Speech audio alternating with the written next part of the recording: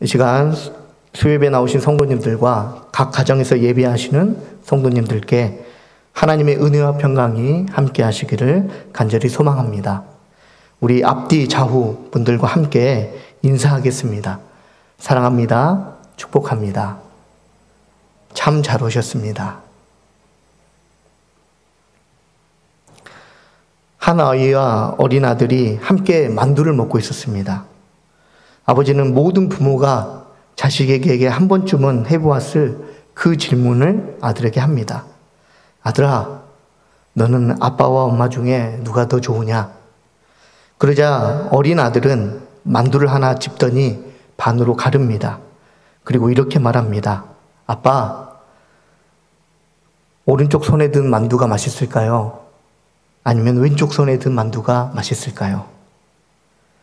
성도님들은 어떤 손에 들려있는 만두가 맛있을 것 같으십니까? 아빠의 어리석은 질문에 현명한 질문으로 답한 아들입니다. 아버지는 아들에게 아버지가 엄마보다 더 좋은 사람이다 라는 것을 그 아들에게 듣기 위해 이와 같은 질문을 합니다. 하지만 이 질문 자체가 잘못되었기에 자식은 아버지가 원하는 답을 할 수 없습니다. 그래서 원하는 답이 아니라 현명한 질문을 통해 진짜 답을 아버지에게 말하고 있는 것입니다. 오늘 본문에도 아버지와 같이 어리석은 질문을 하는 율법학자가 나옵니다. 어떤 율법학자가 예수님을 시험하려고 내가 무엇을 하여야 영생을 얻을 수 있습니까? 라며 예수님께 묻습니다. 그러자 예수님은 율법학자가 가장 잘 알고 자신 있어 하는 그 율법에 뭐라고 기록되었느냐라고 물으십니다. 율법에는 하나님을 사랑하고 또한 내 이웃을 내 자신같이 사랑하라고 기록되어 있다고 율법학자는 말합니다. 그러자 예수님은 내 대답이 옳도다. 이를 행하라. 그러면 살리라 라고 말씀하고 계십니다. 문제는 그 다음에 일어납니다. 율법학자는 자신을 옳게 여기려고 예수님께 그렇게 보이려고 그러면 내 이웃은 누구입니까? 라며 예수님께 질문을 한 번 더 합니다. 그러자 예수님은 대답 대신 자비를 베푸는 사마리아인에 관하여서 이야기를 하십니다. 그리고 내 이웃이 누구니까 이런 질문을 누가 강도 만난 자의 이웃이 되겠느냐라는 질문으로 바꾸시면서 율법학자에게 꼭 필요한 답을 얻게 하셨습니다. 그렇다면 율법학자가 생각하는 이웃과 예수님이 말씀하시는 이웃의 차이는 무엇일까요? 마태복음 5장 46절 말씀입니다. 너희가 너희를 사랑하는 자를 사랑하면 무슨 상이 있으리요? 세리도 이같이 아니하느냐? 유대인들에게 있어서 세리는 로마를 위해 자신들에게 세금을 걷는 민족의 반역자들로 혐오의 대상이었습니다. 그런데 이러한 세리들도 자신을 사랑하는 사람을 사랑한다라는 것은 유대인은 너희가 사랑하는 자를 사랑한다고 해서 율법에서 말하는 진정한 이웃을 사랑하는 그 실천을 하고 있지 않는다라는 말의 의미입니다. 율법학자 또한 자신을 옳게 여길 만큼 스스로를 이웃사랑을 실천하는 사람으로 여겼으나 이는 자신이 이웃이라고 여기는 사람에게 베푸는 제한된 사랑일 뿐 율법에서 말씀하는 진정한 사랑의 의미인 이웃사랑은 아니었습니다. 우리 한번 같이 읽겠습니다. 그래서 이웃사랑의 본질은 내가 스스로 제한한 이웃을 찾아 사랑을 베푸는 것이 아니라 나를 필요로 하는 모든 이들에게 사랑을 베푸는 것입니다. 율법학자가 말하는 이웃사랑은 나를 사랑하는 사람, 그리고 내가 사랑할 수 있는 사람이 바로 이웃입니다. 근데 예수님께서 선한 사마리아인을 통하여서 말씀하시는 이웃은 나를 사랑하지도 않고 나도 사랑하지도 않지만 그가 바로 내 이웃이다 라고 말씀하고 계시는 겁니다. 이웃사랑의 본질을 분명히 알고 진정한 이웃사랑을 실천한 사마리아인의 실제 모델은 바로 예수님입니다. 예수님은 율법학자에게 너도 가서 이와 같이 하라고 말씀하신 것처럼 우리 또한 예수님을 본받아 이웃사랑을 실천하며 살아가기를 원하십니다. 말씀에 귀 기울이고 순종함을 통하여서 내가 생각하는 제한된 사랑이 아니라 예수님께서 직접 행함을 통해 말씀하시는 진정한 이웃사랑을 실천하며 살아가는 저와 여러분이 되기를 원합니다. 그렇다면 예수님은 이웃사랑을 위해 무엇을 감당하셨을까요? 오늘 성경은 세 가지로 우리에게 말씀하고 계십니다. 첫째, 한계를 뛰어넘으셨다고 우리에게 말씀하십니다. 본문 33절 말씀입니다. 어떤 사마리아 사람은 여행하는 중 거기 이르러 그를 보고 불쌍히 여겨. 본문 30절을 보면 어떤 사람이 예루살렘에서 여리고를 지나가다가 강도를 만나서 그들로 인하여서 거의 죽게 되었다고 말씀하고 계십니다. 예루살렘에서 여리고로 내려가는 길은 30km 정도의 거리인데 실제로 그곳은 가파르고 암석들이 많아서 강도들이 자주 출몰하는 지역이었다라고 합니다. 강도를 만나 거의 죽게 된 사람의 입장에서 보면 마침 그곳을 지나던 제사장 그리고 레위인은 무척이나 반가운 사람들이었을 것입니다. 그들은 마땅히 율법을 지키고 또 가르치는 위치에 있는 사람들로서 사랑을 실천한 의무를 가진 사람들이기 때문에 그렇습니다. 하지만 놀랍게도 제사장과 레위인은 오히려 강도 만난 자를 피하여 지나갔다고 성경은 말씀합니다. 이와 같은 태도를 우리가 생각해 볼 때 첫 번째, 이 레위와 이 제사장은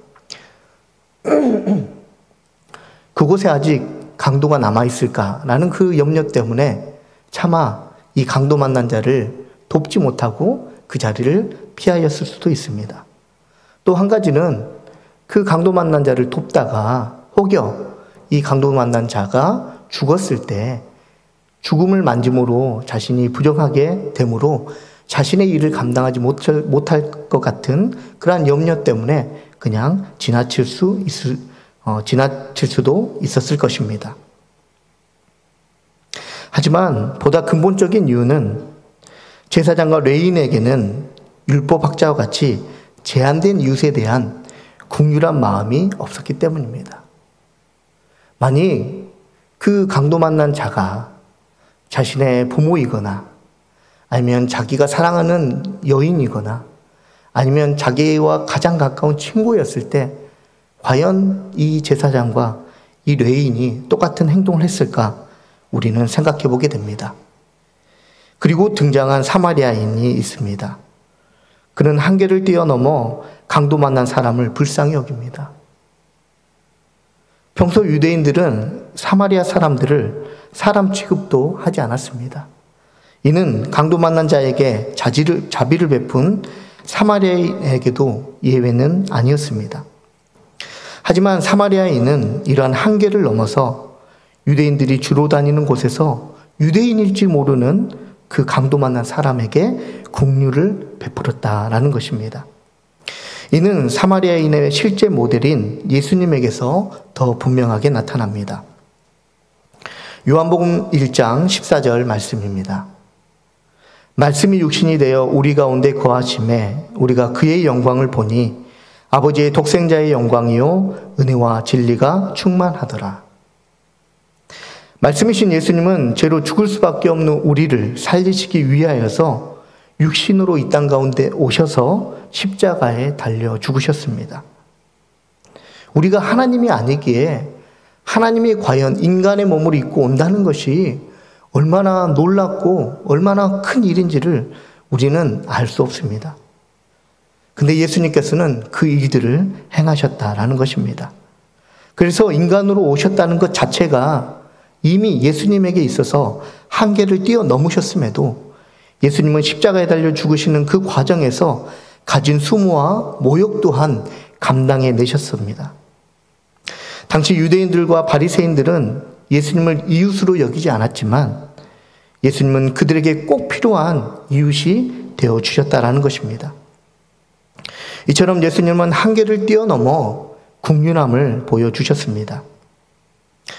우리도 살아가면서 때때로 강도를 만나는 것과 같은 어려운 상황 가운데 놓이게 됩니다.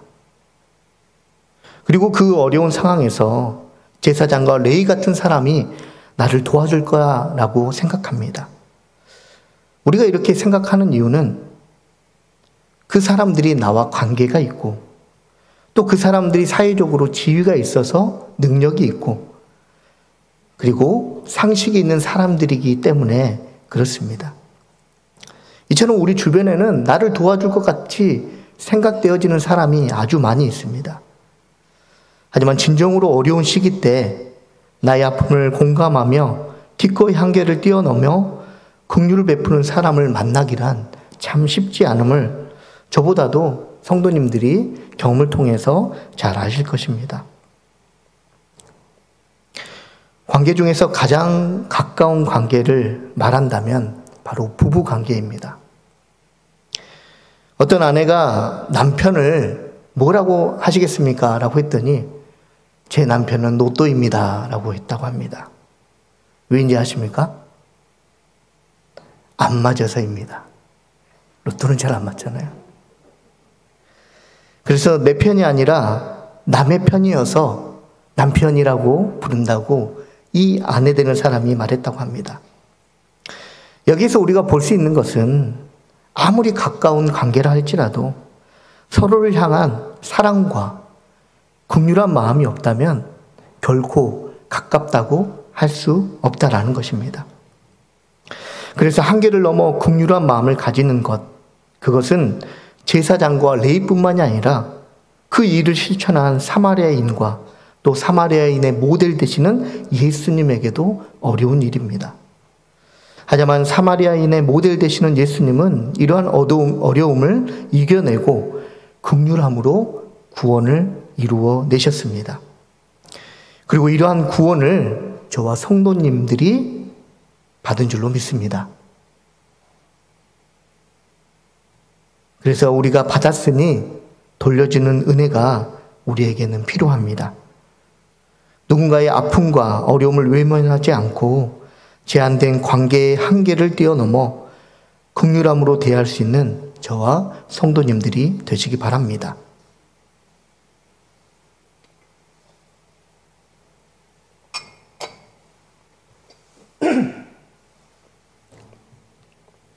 둘째로 예수님은 이웃 사랑을 위해 능력을 행하셨습니다.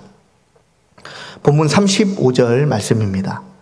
그 이튿날 그가 주막 주인에게 데나리온 2를 내어주며 이르되 이 사람을 돌보아 주라. 비용이 더 들면 내가 돌아올 때에 갚으리라 하였으니. 사마리아인이 주막 주인에게 건넨 이 데나리온 2은 당시 노동자의 이틀 품삯입니다. 옥스퍼드 주석에 의하면 숙박에 드는 하루 비용은 최소 한 데나리온의 10분의 1에 해당하는 그러한 가격이라고 합니다. 이를 계산해 보면 사마리아인은 주인에게 보름 정도의 기간을 머물 수 있는 값을 치른 것입니다. 그리고 더 흥미로운 것은 여기에 그치지 않고 그것도 부족할까 봐 비용이 더 들면 내가 돌아와서 갚겠다고 말합니다. 강도 만난 사람의 입장에서 보면 제사장과 레위인과 다르게 자신의 상처를 싸매고 짐승을 태워서 주막으로 데리고 온 것만으로도 사마리아인은 이미 고마운 사람입니다. 하지만 이 사마리아인은 강도로 인해 모든 것을 잃어버린 이 사람이 회복하는 중에 물질로 인하여서 곤란한 상황이 일어나지 않도록 그 사람에게 꼭 필요한 것을 채우고자 했습니다. 이런 모습은 실제 예수님에게서도 우리는 발견할 수 있습니다. 예수님은 공생의 기간 동안 많은 능력을 행하셨습니다. 오병이어로 5,000명을 먹이기도 하셨고 10명의 나병 환자들을 고쳐주기도 하셨습니다. 또한 나사로와 회당장 야이로의 딸과 또 나인성 과부의 아들을 살리기도 하셨습니다. 이처럼 예수님은 사람들이 필요로 하는 것을 채우기 위해 능력을 행하셨고, 그리고 더 나아가서 그 사람들이 말하지 않는 것, 하지만 그 사람들에게 더 반드시 필요한 그 무언가, 곧 영혼 구원을 위하여서 능력을 행하셨습니다. 사도행전 3장 6절 말씀입니다. 베드로가 이르되 은과 금은 내게 없거니와 내게 있는 이것을 내게 주노니 나사렛 예수 그리스도의 이름으로 일어나 걸으라 하고, 미문이라는 성전문에서 나면서부터 걷지 못한 사람이 베드로와 요한을 보자 구걸을 했습니다. 그러자 베드로와 요한은 걷지 못하는 사람이 구하는 은과 금이 아니라 이 사람에게 진짜 필요한 것, 바로 일어나 걷는 것을 예수님의 이름의 능력으로 구하였습니다. 그래서 능력은 사람들이 원하는 것을 채우는 것도 있지만 더 나아가서 그 사람에게 반드시 있어야 할 것을 채워주는 데 사용되어야 합니다. 우리가 예수님의 능력을 힘입어서 남을 위해 무엇을 하고자 할 때도 그 사람이 필요한 것뿐만 아니라 그 사람에게 꼭 필요한 것을 구하는 은혜가 우리 가운데 있기를 소망합니다. 마지막으로 예수님은 이웃사랑을 위해 섬김의 모습을 보여주셨습니다. 본문 34절 말씀입니다.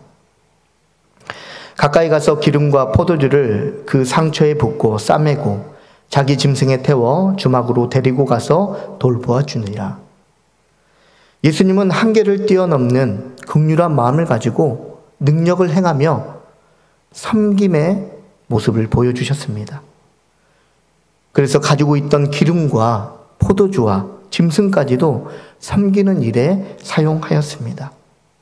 하지만 예수님처럼 한계를 뛰어넘고 능력이 생긴다고 해서 모두 다 섬기는 모습으로 살아가는 것은 아닙니다. 오히려 이러한 일이 일어날 때 높아지려고 하는 유혹을 받게 됩니다. 성경에서 한 서기관이 우리에게 등장합니다. 이 서기관이 예수님께서 능력 행하심을 보고 예수님을 힘입어 한 자리를 차지하고자 예수님께 아뢰기를, 선생님이여, 선생님이 어디로 가시든지 저는 따르겠습니다 라고 말합니다. 하지만 예수님께서는 그 서기관의 말의 의도를 아셨기에 이렇게 말씀하셨습니다. 여우도 굴이 있고 공중의 새도 거처가 있으되 인자는 머리 둘 곳이 없다고 말씀하셨습니다. 높은 자가 아니라 낮은 자의 모습을 예수님께서는 보여주셨던 것입니다.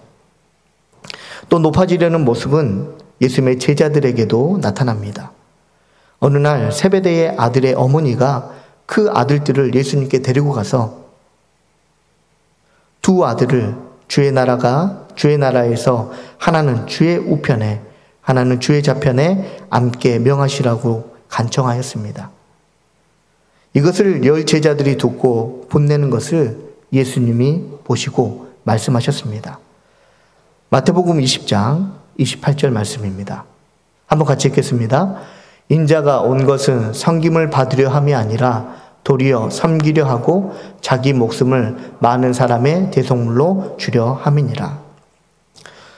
오로지 높아지기를 위해 자신의 한계를 극복하라고 세상은 말합니다. 너가 뒤처지지 않기 위해서, 너가 많은 것들을 누리기 위해서 너가 능력을 얻어야 된다라고 세상은 말합니다. 이러한 시대 가운데 성도의 모습은 과연 어떠해야 되는지를 예수님은 섬김의 삶을 통해서 우리에게 보여주셨습니다. 그리고 가서 너도 이와 같이 하라고 말씀하십니다. 이 시간 나를 필요로 하는 이웃에 대해 알게 하시고 또 섬김의 모습으로 살아갈 수 있도록 인도하시는 하나님께 감사하며 하나님이 기뻐하시는 삶을 사는 저와 여러분이 되시기를 주님의 이름으로 축복합니다. 하나님께서는 내 이웃이 누구냐고 물어보셨습니다. 그 물음의 응답에 내가 사랑하는 그 사람이 아니라 예수님께서 말씀하시는 나를 필요로 하는 그 사람이 이웃입니다 라고 고백할 수 있는 우리 모두가 되기를 축원합니다. 다 같이 아버지 당신의 마음 함께 찬양하도록 하겠습니다.